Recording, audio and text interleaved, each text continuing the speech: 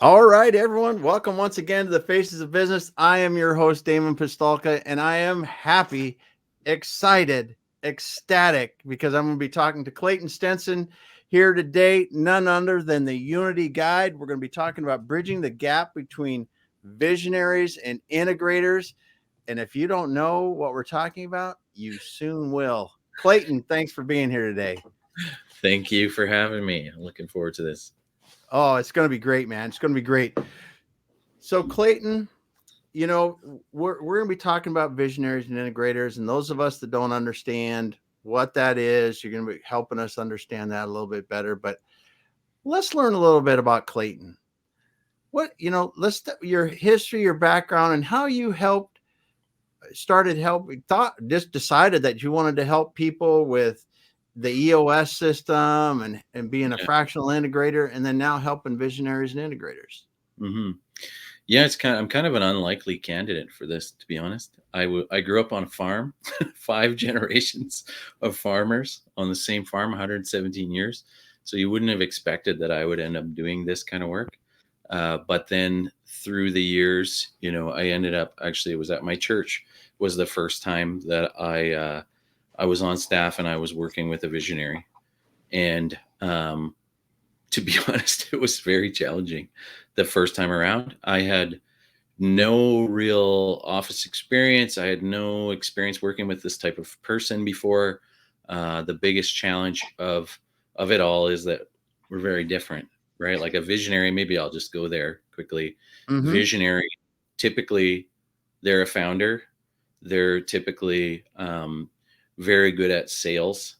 They're usually really good at ideas, right? They're research and development. Like they like to learn and try to understand, different things and come up with new ideas. They're usually really good at big relationships, solving big problems, but they usually really dislike details and Yeah. process and management and all of that kind of thing. Whereas the integrator is the opposite, right? They tend to like details, like process. They like managing people. They like solving the little problems and making systems that will make problems go away. So my first time working with a visionary, we didn't have an integrator type on the team, and so I started off. I'm like, oh, I'm so excited to work with him, and then like 2 weeks in, I'm like, what have I done? Why am I working here? This place is chaos, right? And it Mm-hmm. was I loved the mission. It was a church, and I'm a Christian. I Mm-hmm.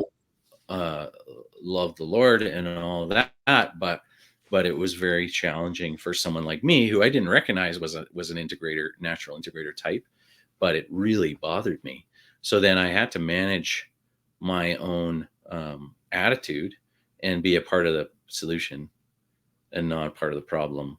And that wasn't easy, but over 7 years working there, I was able to, to bring some order to the chaos. But yeah, that was kind of how it all got started. Um, So so you're starting out in this position working with a visionary. What were mhm. some of the things that just drove you absolutely crazy? Well, there was no instructions on how to do anything, right? Like there was no right? There was no job descriptions, there was no processes, there was nothing was written down, right? So it's like, okay, you're in charge of this, go. Yeah. And it's like, well, what is this? Like, like what do I do, right? So I had to kind of invent everything from scratch, right? Which is fine, um, if people are motivated and self starters. Mm-hmm. You can do that, but I would say that like some people can't, right? And Yeah. will wilt and will quit, right? Good thing I'm stubborn, right? Because Yeah. I didn't give up, right? And and the other side of visionaries is typically they're very busy, right? So they're hard to corral, to ask questions to, right? And they're also um, usually not that aware, right, of how other people feel, Yeah. because they're just driven. They're going for it. They got 100 things going on, so it's it's very very challenging. right? Because of that. Mm-hmm. So yeah, over the years, I kind of learned how to deal with that. I learned how to corral him when I needed to get the answers that I needed. But it was definitely some challenging years there. Learning too. A lot of learning, I bet. Oh yeah, it was an incredible season of learning on a lot of levels, Yeah. and it's really those 7 years laid the foundation for what I do now, for sure. Yeah. So when did you first hear about EOS? Yeah, so it wasn't in those years. I Yeah. wish it was. So Yeah. I left working there, and I went to work at a construction company, and that was where he mentioned Traction. The book Traction explains what EOS is, Mm-hmm. and but I never read it. Right. So, but again, I was working with another visionary. I realized it right away. I'm like, okay, he's very similar to my first, but my initial reaction was, okay, I'm going to treat this differently this time. Right. Like the Mm-hmm. first time, to be honest, I was judgmental and critical, of the differences that we had. The second time, I'm like, Yeah. okay, I'm going to have more grace for him. I'm going to Oh. have a stronger voice, when I disagree or when I feel like structure is needed. And it went a lot better. I worked with him. I was an estimator for 3 years. And this is a typical visionary type thing. He promoted me to estimator and he said, Clayton, I hate spreadsheets and I don't want to learn them. Yeah. Can you be my estimator? And my response was, yeah, I can, but I've never estimated before. And I've never done commercial construction before. And he's like, oh, you're smart. You're smart. You'll figure it out and I'll help you. Right. And I was like, okay, well, yeah, let's do it. And it was hard, like Yeah. really. I was fortunate. My wife was an architect. So I was able to take like plans home and, ask her questions and, learn how to read plans from her, Yeah. to be honest. And Yeah. anyway, so then over those 3 years that I was in the estimator role, we as an integrator does, we built systems. So I built the spreadsheets. I built the things to track how many estimates we were sending out, what percentage we were getting, like all that stuff that we never had before, right? So I Yeah. just naturally is like, well, we need this. Like I want to know how we're doing, so I'm going to build spreadsheets that show it. Mm-hmm. We went from napkin estimating, which Yeah. what I call it. It's like, just throwing some numbers at it and hoping for the best, to like an actual system, how to make sure we're doing it right. And then also helped with the transition, right, from estimating to production. So the project manager knows the scope and all that. So Mm-hmm. anyways, during all those years, he was telling me about Traction. He's like, oh yeah, this book Traction is great. I tried to implement it though, and it didn't really work and all this stuff. And he would vent to me about the things that annoyed him about the business. And then eventually I got sick of him venting to me and not doing anything to fix it. So I made a list. This is a very integrator thing to do, is I made a list of all the things he complained about and a list of how I'd fix it if I were him. And I took him for coffee and I presented it to him.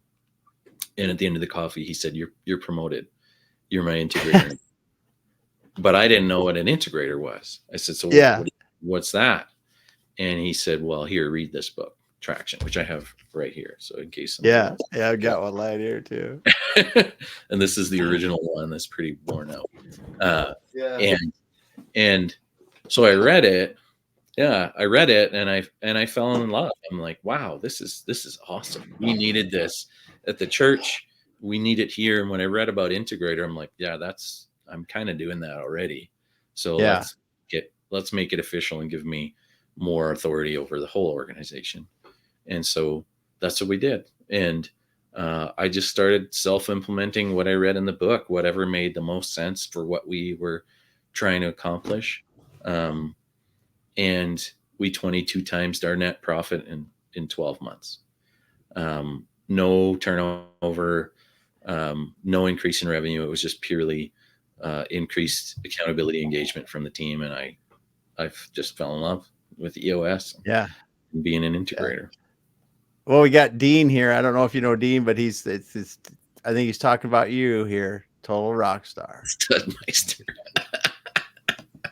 And he said, if we only had a handbook, yeah, a guide for church groups to follow. I think everybody, every group that says that more than not. That's for sure. Because I've been in other kinds of organizations, for profit, not for profit. It's all the same. I mean, I think, and I've talked to a number of EOS integrators, and it's interesting how many of them have used them in not for profit or church groups, Yeah. and because the issues are the same. Yeah, and that's what someone said to me. Is like, I remember when I was working at the construction company, they're like, "How do you go from being a pastor to being production manager at a construction company?" I said, "Well, they both have people, right? The context is different, but it's not really. It's the same. I would say there's very little difference, in fact, and that's why when people ask me, like, if like they're looking for a fractional integrator, sometimes they'll say, "Well, what's your background? What industries have you worked in?" Well, that's really not that important, to be honest, because it's people, right? And it's I'd say it's more important what size of company you've worked with, right? Have you experienced 20 people or 50 people or 100 people and the complexities that come with it? I'd say that's more important than the industry. I concur with that 150%, because I don't care what business you're in. I mean, if you're in a business and it's got a mission, or it's got goals, you have people that have to execute it, and there's going to be people that know technically how to do it, and you got to get the right people in the right spots and help them do it. Yeah. And I would say, to be honest, I would say it's actually kind of a blessing in disguise if you don't know the industry. And the reason is, then you can't get pulled into the weeds, right? Like they can't rely on you to do the details and actually do the work. It forces you to stay working on the business rather than in it. So, I found that with the construction company I was first integrated, because I'd only been in construction for 3 years, right? And there's people on the team that have been in construction for 20 and 25, right? And so they wouldn't come to me to ask me questions about construction, right? Because I wasn't the guy. They'd go to the visionary for that, right? But if they needed to come to somebody to talk about people and how to manage people and how to deal with certain situations, they'd come to me because I was the expert on that, right? Yeah. So it was good. Yeah, that's awesome. That's such a great beginning for you to actually have to live through that, go through the process, see it, how, first of all, the 7 years of not having the foundational things that EOS or the traction really teaches us, and then being able to go into a company that doesn't have it and then implement it, because it's a huge thing. So when you were implementing that first time, you were reading, you were implementing, what were some of the things that really surprised you? About the system, or about how the implementation About rolled out? about the system, first of all, and how it worked in the company. I don't know that anything surprised me. To be honest, the interesting thing about when I first read Traction was, I hadn't heard any of it before. I had none of it was new, right? Like, Yes. I'd read a lot of books, read a lot of books about leadership, read a lot of things, been to a lot of courses. I wasn't a new leader, right? So when I read Traction, it was like, wow, like they've just taken all the best stuff from everywhere and made it into something that was really that really made a lot of sense. It was simple, right? Yeah. So I don't know. Like, I think for a natural integrator, they just salivate when they read Traction, because it's like, wow, this is going to change the world, right? Yeah. So I don't know that, I'd say that the results and the speed of the improvement surprised me. But I had no doubt when I read it that it would make a big difference. Does that make sense?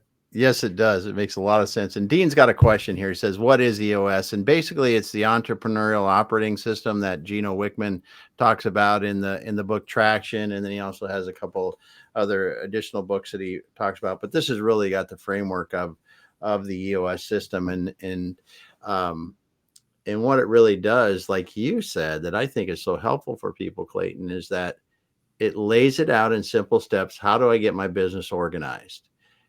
And Mhm. in steps that I don't have to be I don't have to be a specialist in anything other than I'm going to try to do what this says and organize it the way it is, because the book itself, and this is, I'm going to be real honest, I poo-pooed the book for a long time because I'm older than the book, right? And I'm with, when you talk about the Collins and the other management people, and you talk about them that were laying out some of these foundational things, and of course they've taken it in different ways in Traction and put it together a little differently. But I thought this is the same stuff we're doing in companies already. But what I've come to really appreciate about the EOS implementers and integrators and the whole Traction movement is that um, it simplifies it to a point that you and I can have a conversation about how we want to move the business forward. And if we've agreed that we're going to use the principles laid out in Traction and EOS, we know what we're going to do. Mhm. It's this different Yeah. steps, and we know what we're going to do. The Yeah. So, framework is there. there's no disagreeing about the way we're going to do it if we agree we're going to do this, Yeah. right? So it Yeah. just unifies everybody. And if there's a disagreement, you can go back to the book, right? And being a Christian, I would say this, like, if you're married and you're both Christians, if there's a disagreement, you Yeah. go back to the Bible, right? Yeah. And you solve the disagreement, right? So it gives you that common ground to unify you. It's Yeah. really, And I really enjoy when you have a visionary that really understands, and let's talk about this a little bit, the construction company in specific. When a visionary begins to realize their role as a visionary and how they think and how it's different from others, and they embrace it and really take off when the visionary and the integrator work together. Mhm.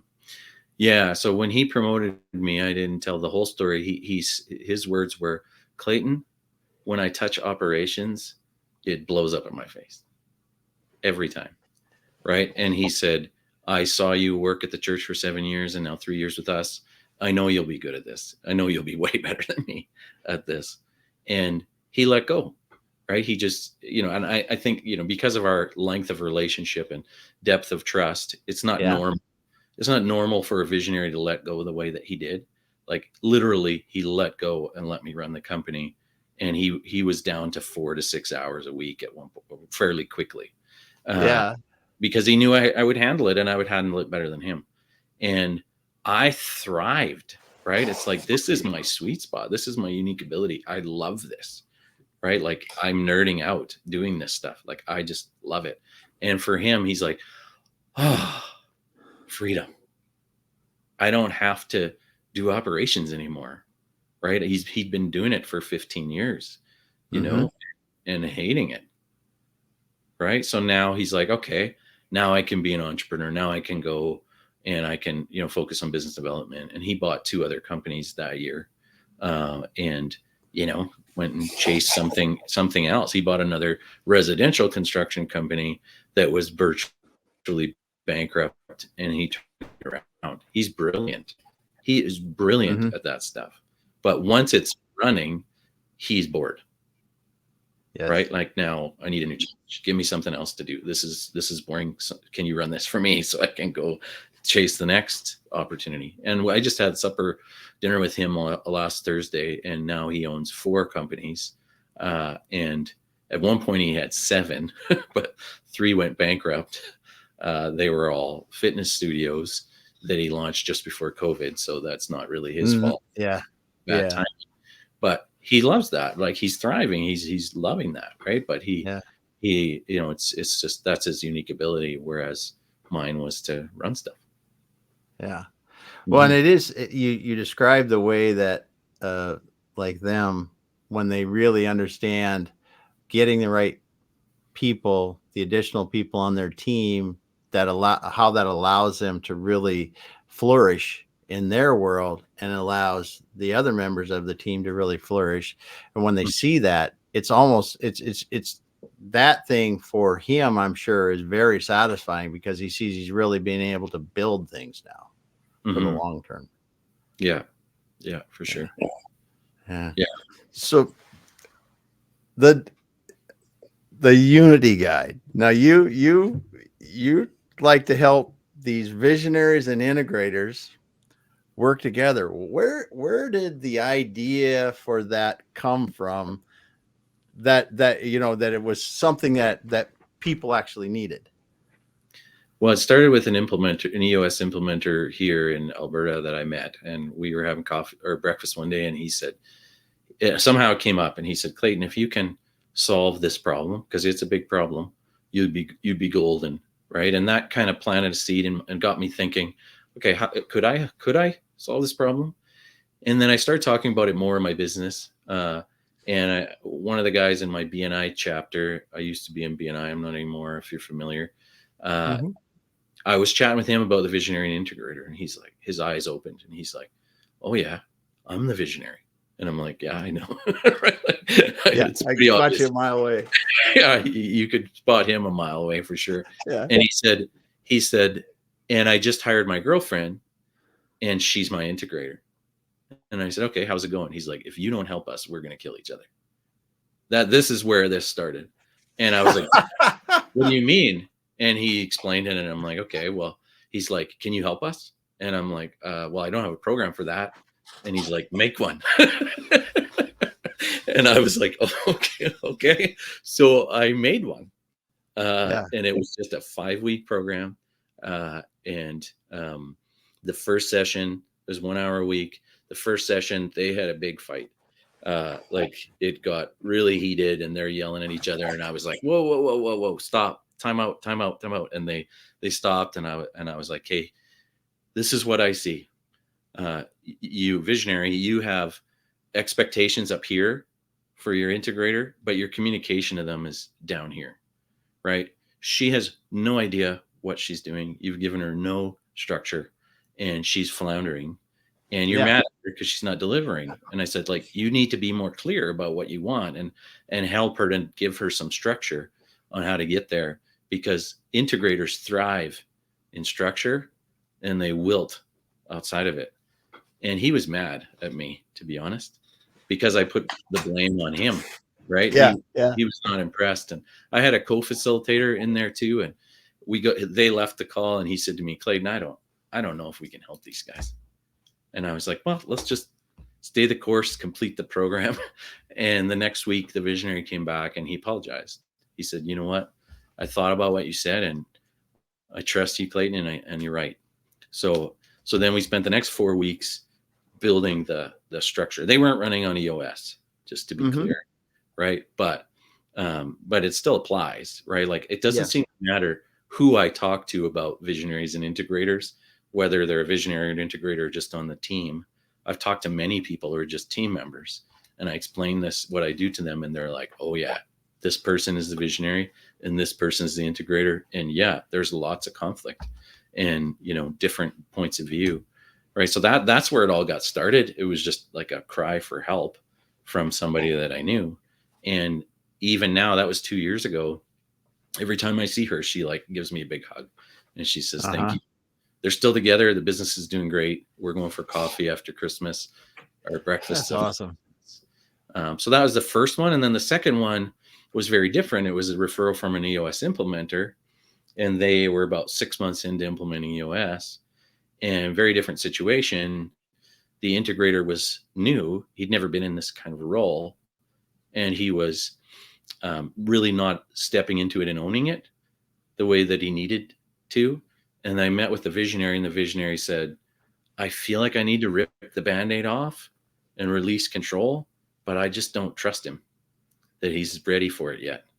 And so then I ended up doing the same program with them. This was Mm-hmm. around the same time. And they were great, but they just needed to talk about some things. They needed, to go a little deeper in their relationship. And by the end, they were totally, he had ripped the Band-Aid off. Chris was owning it, and the leadership team commented to the implementer, like, I don't know what happened, but it's different now. Like, Chris is owning it, and the visionaries let go, and yeah, it's so much better. So That's awesome. that's how it started, and that was 2 years ago. And now I've just 2 years, I've been spending a lot of time just thinking about how can I best set them up for success. I've been building a framework. I'm starting to work on a book. I've been doing lots of webinars and trying to help change the way that they think and embrace each other. Well, it's so different, right? It's so different in the business. And you see this, like you said, we're talking about traction and EOS a lot in this, but every business, if they are a certain size, or they've got employees, a few employees, and they're doing, it doesn't matter what it really is. There is a visionary and integrator, whether they realize it or not. One person is more the outgoing doing it. The other person is there making sure that they're, executing, making sure the trains run on time. And so what you're saying and how you're helping people is really universal in terms of, or if they're using EOS or not. It's really getting those two pieces of the business working together, right? Or better. Yeah. Or better. Yeah. And if I was speaking to a visionary, if there's visionaries listening and thinking about this, yeah, like, stop trying to do stuff you're not good at. Like, just stop. Like, your life's going to be so much better, right? When you have an integrator can do the stuff that you're bad at, right? Like, we all think, I think, especially when you start a business, you think, well, no, I can do that, right? Like, it's not that hard, right? But it's not giving you energy, right? Like, it's not, you don't enjoy it, right? Like, imagine if all you had to do was the things that you enjoyed mostly. Like, you never get out of, you never get out of doing the things you don't enjoy. But what if you were spending 80% of the time doing the things that you're uniquely built to do? Right? Like, how much more would you enjoy your business? And not only that, but it's the same for the integrator, right? Like, the things you don't like, they love. And so it's win-win, right? Yes. And your business is going to operate much better and be more profitable with a good integrator running it, right? So yes, it's hard. Yeah, oh yes, it is. Because you made the key point there, is that visionaries, yes, you can do those things, but they're not the things that you really want to be doing, or that you're the best at, or that bring you joy in your day, or things like that. And when you get the integrator doing those things and free to do those things, and do those things in the best way possible, and not interfere with how they're doing it, other than, hey, the outcome's good or not, that's what we're doing there. What you see is that the visionary is like, okay, now, and if they know where they're going, right now, I can go work on this other stuff that I've wanted to work on forever, but I didn't have the time, because I was always over here, because I could do that stuff. Even though it doesn't make me happy, I could do that stuff. Well, now that's getting taken care of by someone that likes to do it. Now I can go off and, like the construction example that you talked about, well, that person was able to go off and buy more companies and do what they need to do. And how did that change their trajectory? By allowing them to move into their real special skill set and move that forward faster. Yeah, absolutely. Yeah. So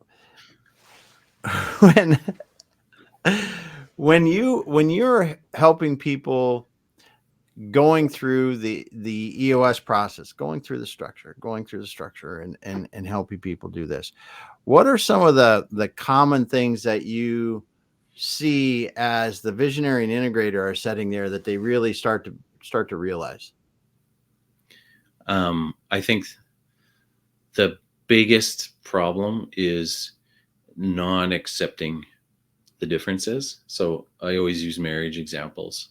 I've been married for 13 years, and we spent way too much energy the first 10 years trying to change each other.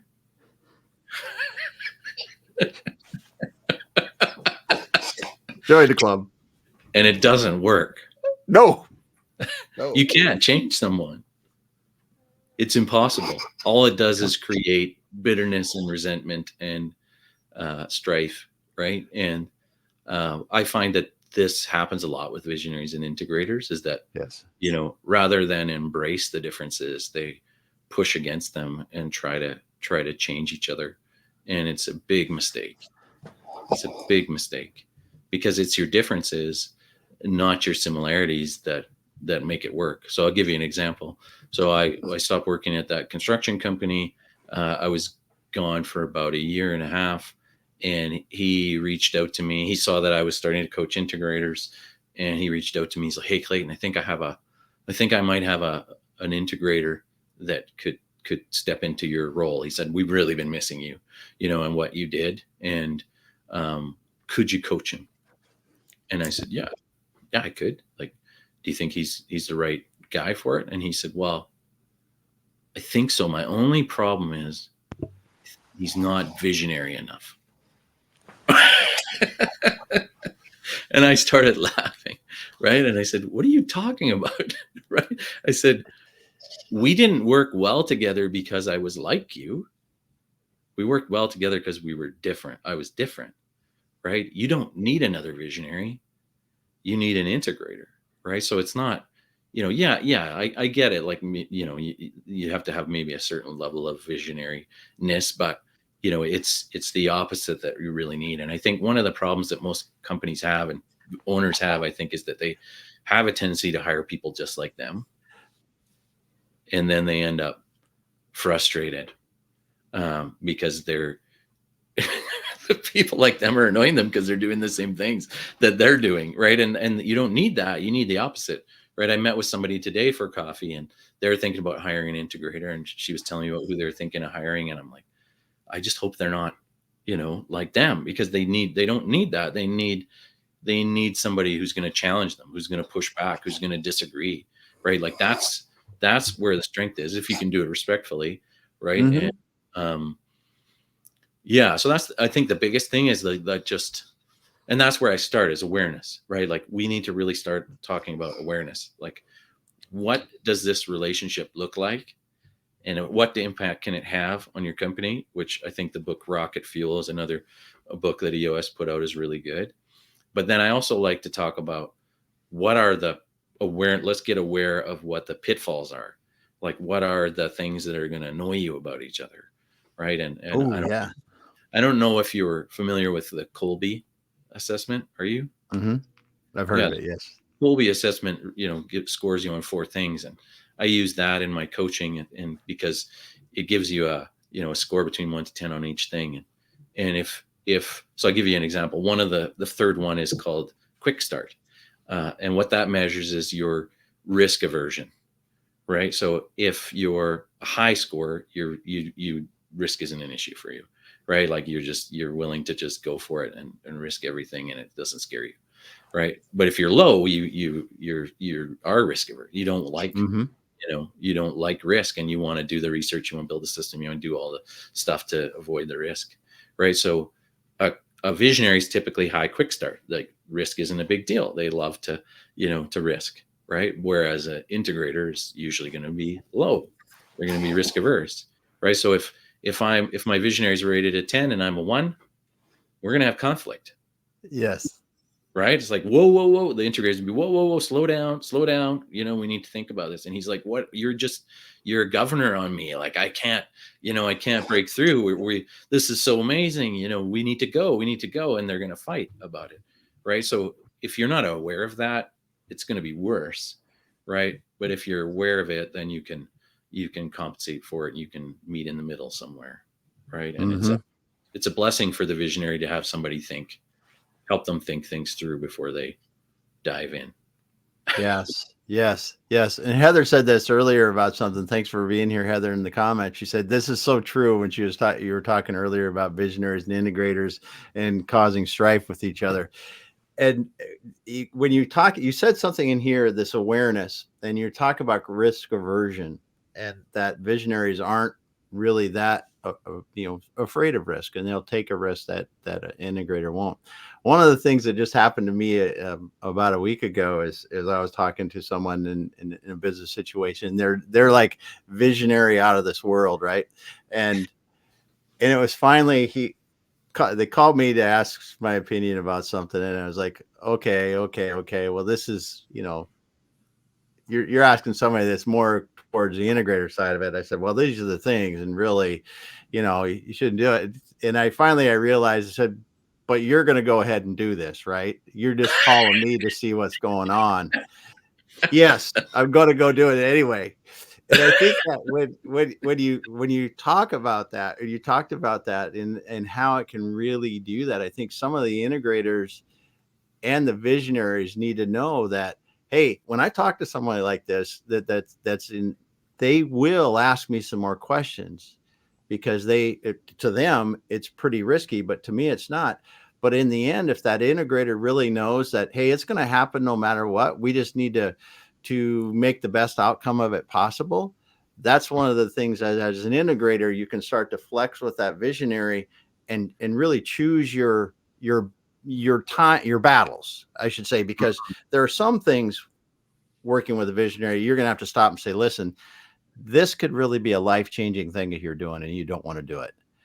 Yeah. But on the other end of it, it's like, hey, if you're willing to risk it, and it's, you're going to put $50 there, and you don't care if it's gone tomorrow, well, let's just try to make sure it doesn't go so fast. Yeah. A couple of things I'd like to say on that one, because one of the central things to EOS is that the integrator is supposed to be the tiebreaker. Yes. Yes. Right. So if, and I think the reason for that is integrators tend to see downstream implications of things much better than a visionary does. So I think, like, if there's a stalemate in the leadership team, the integrator is supposed to make the call. Yeah. In the end, to protect the organization. But then I have another story that I have to tell you that's really funny. Oh, that'd be great. I was meeting with an implementer recently, and he's an integrator, and he said, oh man, I had a great relationship with my visionary before I became an implementer. We had so much trust for each other. And he told me the story. He said he would come into my office and he would spout off like 15, 20 ideas that he thought were just amazing. And he said, I would say to him, those ideas all suck. Get out of my office. And I was like, what? You said that to him? And he's like, yeah. And he would just leave. And I'm like, wow, why could you do that? Because that's not normal, right? Like, most of the time, one of the challenges is usually the visionary is the owner and the integrator is an employee. Not always, but quite often. So there's an intimidation factor there where you wouldn't risk saying something like that to your visionary, because you probably lose your job. But I asked him, why could you do that? And he said, because if one of his ideas was good, I would say, stop the presses, everyone. We're implementing this now. Right. So there was this high level of trust that he had, that gift of discernment to be able to tell when something was actionable and not impacting negatively on the organization. So he said that, he had that high level of trust. But can you get to that level of trust? Yeah, but it takes time, right? It takes, getting to know each other, and probably some fights. Yeah. Right. Like I believe intimacy is on the other side of fighting. You know what I mean? Yeah. Well, and two, when we talk about fighting, conflicts, whatever you want to call it, it's not like it's ugly. It's just, I mean, if you don't have the trust, you're just disagreeing with somebody, and you're just trying to understand it, and really understand where their position is, until you go, oh yeah, I'm not seeing it right, or maybe I am seeing it right, and you're not seeing what I'm seeing. It's a good thing. It's a good thing. And I think that's a great example. It sounds extreme to somebody that didn't go through the process that had to take place before that. But when you said what you said at the end there, it's like, good idea, full force forward. Bad idea, throw it out the door quickly. That's, I mean, the visionary in that situation is charged to keep bringing those ideas. Don't stop. Keep bringing them, because the good ones are going to get used, and the bad ones are the ones that probably don't work so good. They're going to get shelved, but keep bringing more. I think that's I mean, you really put that Yeah. that visionary into hyper mode and where you want them. Yeah. But there's a deep level of trust. Like there has to be, Yeah. I guess I'd put it this way, like that willingness to be open to being wrong. Yeah. Right. Yeah. And Yes. that's where I think a lot of visionaries stall, is they're not willing to be open to being wrong. Right. Like there's a pride there, and really leveraging that, integrator. And don't get me wrong, it can be the other way around. I was a integrator. I would say, like, I wasn't an integrator the first time I was working with a visionary, but I was prideful about process and how important it was. And I was angry all the time because people weren't doing things the way I wanted them to do it. Right. Yeah. So it goes both ways, but it's really important, I think, to be open, and to just trust that we're going to fight this out until we get the best path. Right. But both of our perspectives are going to be shared, and we're going to agree in the end what the best thing is for the company and for each other. And when you see that work together, it's a powerful thing. It's beautiful. It is. It is something when you get a visionary that says, hey, it would be cool if we did this. And the visionary or the integrator goes, that's a great idea. And you go back a month or two later and it's happening. And you're taking over a market, or like you said in the construction company, the profitability is starting to take off, or whatever, you've opened a new division. These kind of things can literally happen in a very short time frame when you get these people working together. Yeah. I've experienced the beauty of it, and I've experienced the pain of it. Right. I've seen all the the potential here, and I would say, like, like there's a great example right here where I live. Chris Jones is an EOS implementer in Calgary, and his integrator is now an EOS implementer as well. And they have an incredible story of their journey, of learning how to be a VI duo together.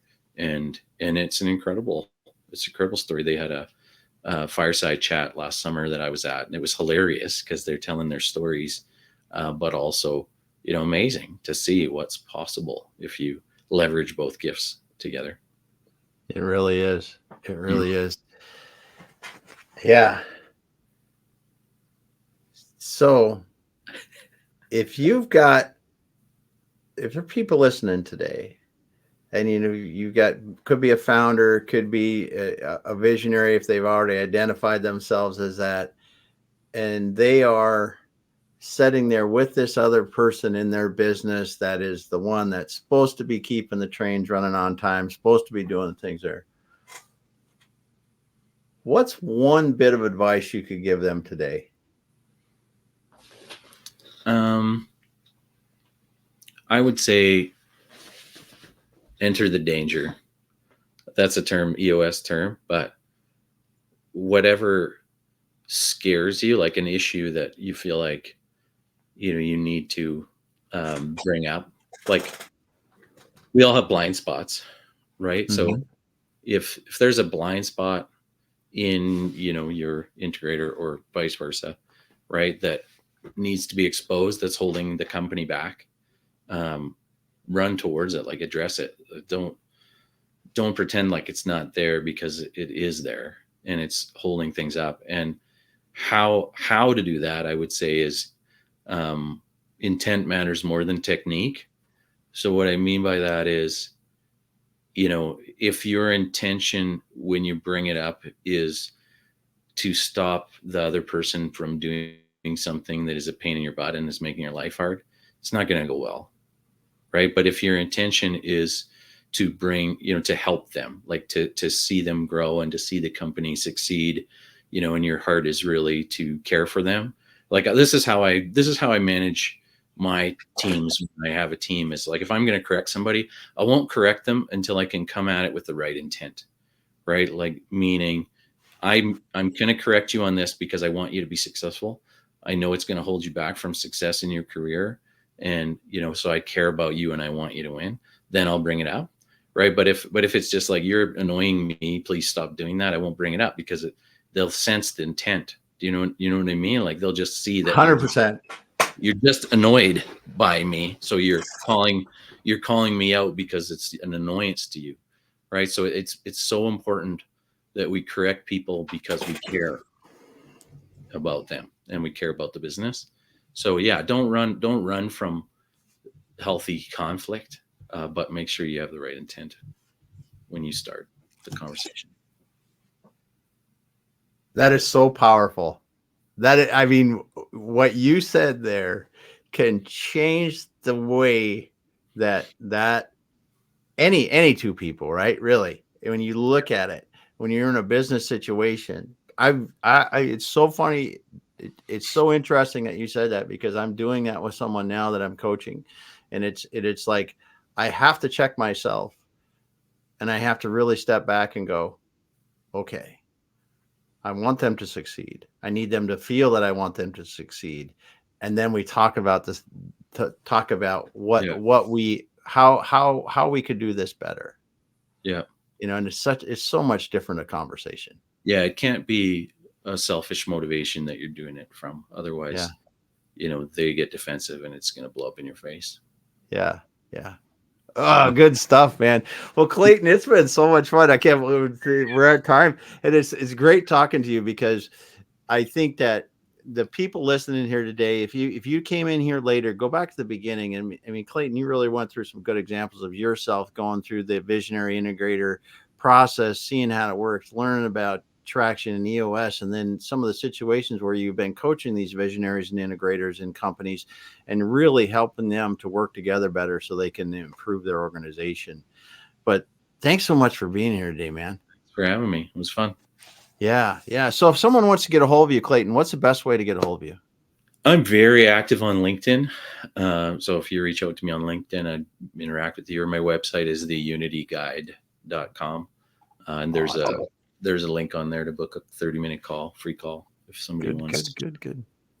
And I'm going to click your display name on. So it's Clayton Stenson. You can see how to spell it there, everyone.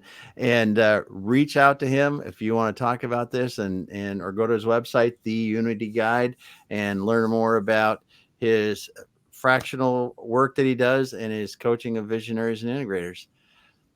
Thanks so much for being here today, Clayton. Thanks for having me. Yes.